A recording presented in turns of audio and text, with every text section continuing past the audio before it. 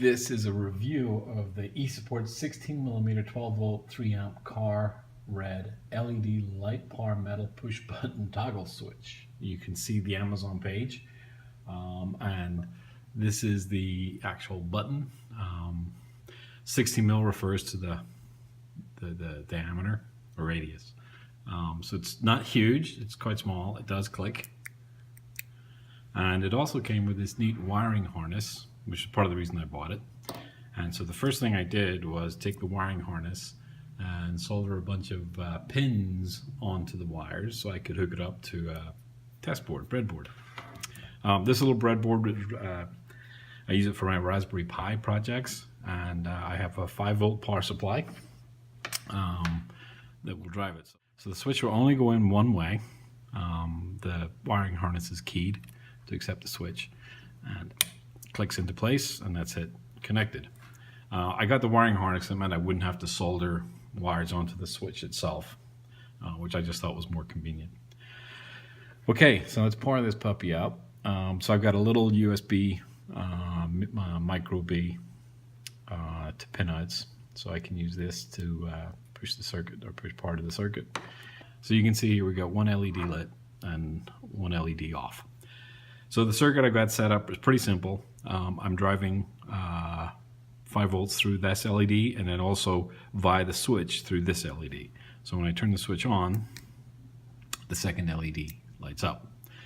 Now the one disadvantage, or the one thing I didn't care for on this switch, it didn't come with any kind of pinouts or circuits, but it's pretty simple. So assuming you have a wiring harness similar to this, or the same as this, red and black actually provide power to the switch LED.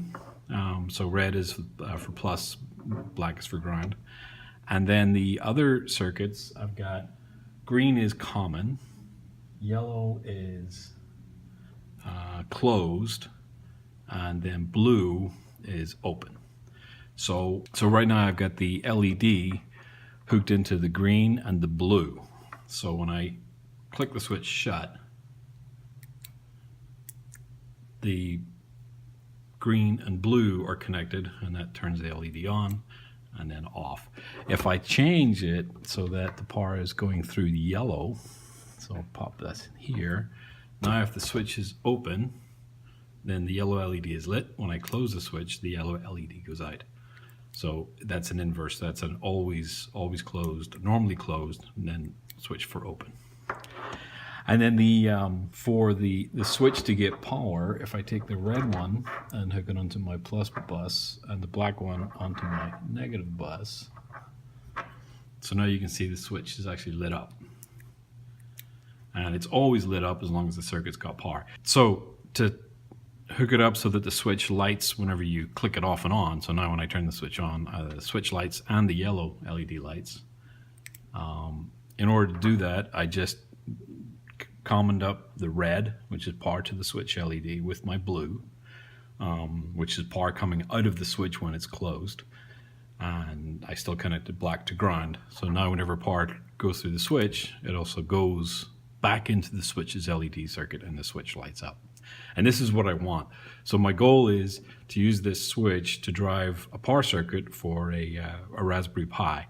And I wanted a lit up switch so I could make sure I could see clearly that my Raspberry Pi is still turned on, and so I remember to turn it off. In conclusion then, I'm going to rate this 4 stars. Really happy with it. I'm happy that it's not just 12V, that it actually works with a 5V circuit, so I can drive it without an additional power supply. And I like the wiring harness. That was cool. Worked out really well. So I'm pretty happy. I just wish that they had just a little piece of paper with pinouts, just marked, +5, ground, NC, NO, and common. But they didn't, and so 4 stars.